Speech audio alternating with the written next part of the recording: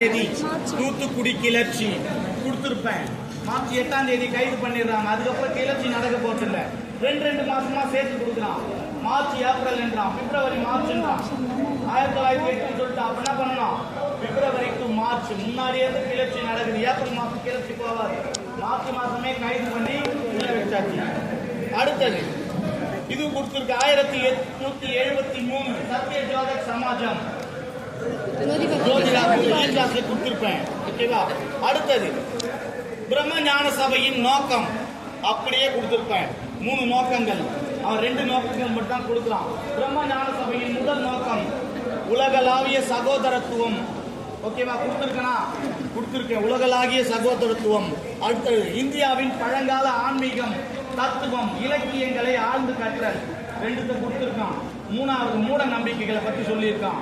மூட நம்பிக்கைகளை பத்தி சொல்லல பிரம்ம ஞான சபை, அது தப்பு. அப்ப 2 மட்டும் கரெக்ட். அடுத்தது சென்னை மாகாண சட்டப்பேரவை உங்களுக்கு கொடுக்கல, அவங்களுக்கு கொடுத்தாச்சு. ஓகேவா? 2 டைப்பா சொல்லலாம். 1861 சட்டமன்றம் முதல்ல சென்னையில துவங்கப்பட்டதுன்னு சொல்லுவாங்க. ஓகேவா?